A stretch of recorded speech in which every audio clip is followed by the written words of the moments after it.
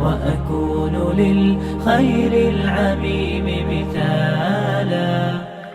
Kemarin kita menyampaikan ya bahwasanya salah satu di antara hal yang kita untuk lakukan yaitu adalah 5 ways to release. Kita ambilkan dari buku yang saya tulis, Make Peace with Yourself. Pada halaman 44 dan 45, di situ saya membahas 44, 45, 46. 5 ways to release. Apa sih 5 perkara yang bisa menjadikan kita mampu melepaskan beban-beban problematika yang ada dalam kehidupan? Yang pertama, bagaimana setiap orang dalam kehidupan ini, dia harus melihat segala sesuatu dengan helikopter view. Dia harus melihat segala sesuatu dengan eagle view. Artinya melihat segala apapun yang terjadi pada hidupnya, segala apapun yang terjadi pada hidupnya itu bukan hanya di satu sisi. Tapi dia harus mulai belajar bahwasanya melihat apa yang menimpa pada dirinya itu dari helikopter view.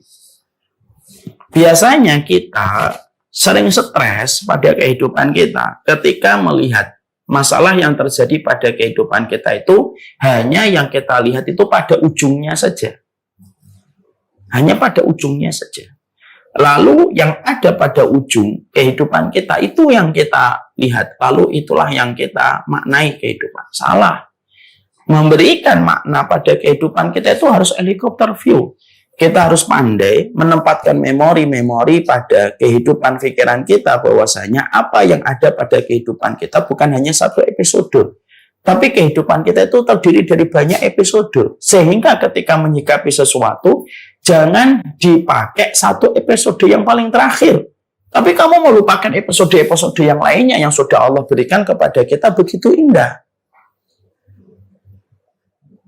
Sehingga ketika kita dalam kehidupan kita memiliki helikopter view, ketika kita melihat kehidupan kita bukan hanya pada satu episode, tapi melihat dari sudut pandang episode yang banyak, itu yang menjadikan kita lapang pikiran kita. Kenapa? Semakin kamu lapang memandang episode demi episode yang pernah terjadi pada hidupmu dan pada masalah yang kamu hadapi, semakin lapang kamu menyikapi masalah yang hadir pada hidupmu. Dan itu terjadi ketika kita mendapati kayak Nabi Ayub. Nabi Ayub itu orang yang paling helikopter view memandang masalah yang terjadi pada hidupnya. Padahal maaf ya, ayo kita bedah. Nabi Ayub itu luar biasa. Nabi Ayub itu luar biasa. Kenapa saya mengatakan luar biasa? Ujiannya bertubi-tubi. Kehilangan anak, semuanya. Lalu kehilangan perniagaan dan perdagangan bisnisnya, semuanya raib. Lalu datang kepadanya penyakit yang berat. Sampai kita mendapati konsekuensi penyakitnya itu adalah tatasaqat luhumu Ayub. Berjatuhan itu daging-dagingnya Ayub. Masya Allah ya, tidak main-main itu. Kalau kita melihat ini ada 3 hal besar yang menimpa kepada Nabi Ayub.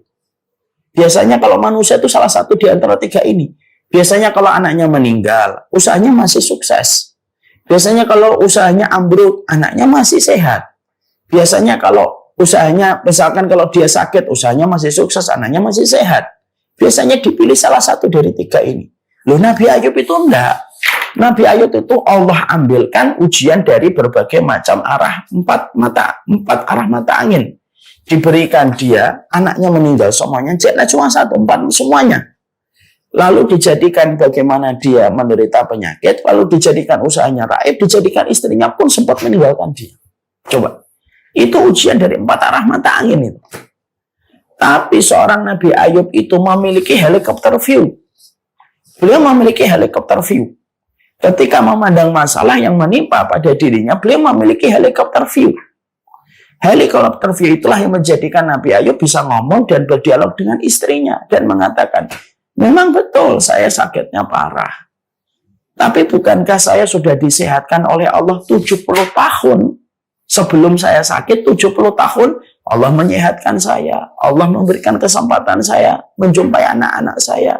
Allah berikan kesempatan saya menikmati semua keberhasilan dalam bisnis dan perniagaan yang saya kelola.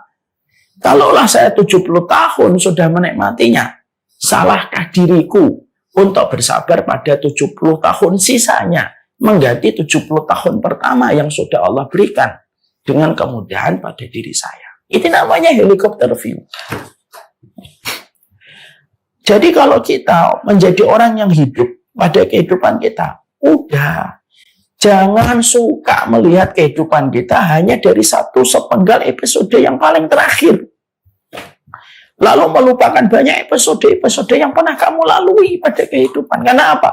Melihat kehidupan kita hanya dari sudut pandang yang paling terakhir dalam sepenggal episode yang paling ujung, itu yang menjadikan kita tidak bijak menyikapi sesuatu. Lihat caranya Allah. Allah, ketika Allah menetralisir kekecewaan, ketika Allah itu menetralisir kekecewaan, ya, manusia ketika mereka itu menjadi suami istri, maka caranya Allah ketika menetralisir kekecewaan manusia ketika menjadi suami istri, maka Allah itu menyampaikan wala tansawul fadla bainakum yang ada di dalam surat An-Nisa. Ya, sebentar saya tulis. Dalam surat An-Nisa ayat yang ke-19 kalau tidak salah. Wala tansawul fadla bainakum. Maaf, dalam surat Al-Baqarah 237. Ya. Allah ketika ingin memberikan terapi kepada suami istri, ketika suami istri itu mereka lagi berselisih, ada konflik gitu. Ada kata-kata yang indah dari Allah dalam surat Al-Baqarah 237. Wala tansawul fadla bainakum. Jangan melupakan kebaikan yang pernah dilakukan pasanganmu di dalam kehidupan kalian berumah tangga.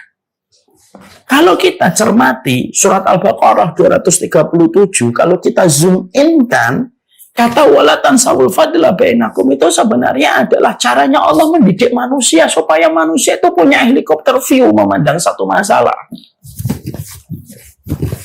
Ya, sehingga ketika kita melihat pasangan kita lagi marah karena kekecewaan yang terjadi dari sebuah pertikaian di ujung satu episode yang sedang dijalani bersama suami atau istri kita, Allah itu menarik kita. Jangan dilihat ujung masalahnya, lihat dulu apa kebaikan yang pernah kalian lakukan di antara kalian ketika kalian suami istri. Kenapa Allah menggunakan kalimat wala tansawul fadla bainakum? Jangan lupa kebaikan yang terjadi pada kehidupan kalian. Karena biasanya yang menjadikan kita cepat depresi itu apa? Lupa setiap episode-episode kebaikan yang pernah Allah hadirkan kepada kita, lalu kita hanya melihat ujungnya tok. Lah, melihat ujung itu yang menjadikan kita depresi. Ya kan? Makanya kalau ada suami istri, contoh saya, misalkan sedang bertengkar atau sedang berselisih pendapat dengan istri saya tercinta Bibu, maka yang kita harus pikir itu apa? Jangan hanya melihat pada ujung episode ketika sedang bertengkar. Tapi yang kita lihat, oh dia melahirkan anak-anak saya. Dia yang merawat anak saya. Dia yang rela begadang tiap malam menyusui anak-anak saya.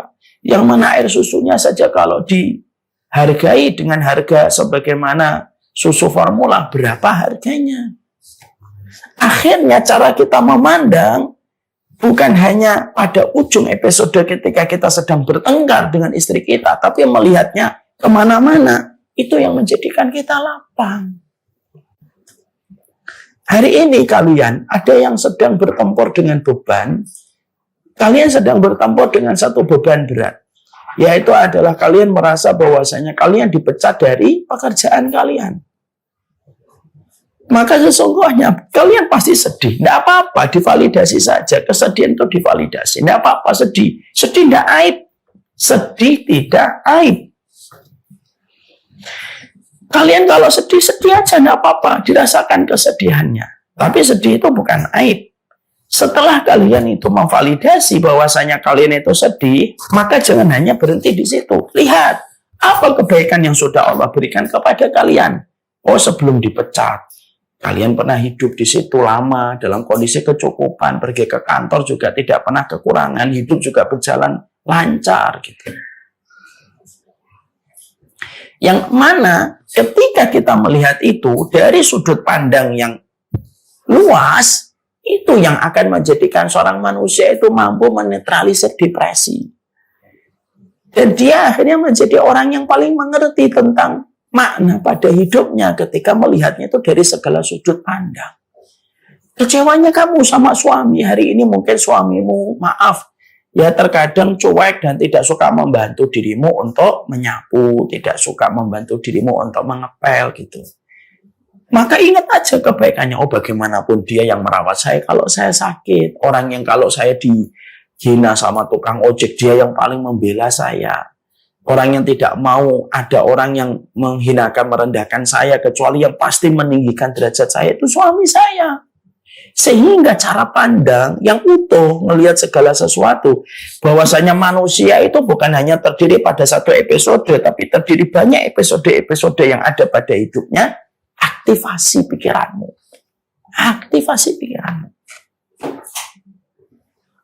Aktivasi pikiranmu bahwasanya kamu itu episodenya banyak yang dikirimkan Allah pada hidupmu. Janganlah tertahan dan terpenjara pada sudut pandang episode paling ujung yang menimpa pada diri kita. Nah, itu yang menjadikan kita nanti akan tenang. Sehingga dada kita tidak terus terbebani.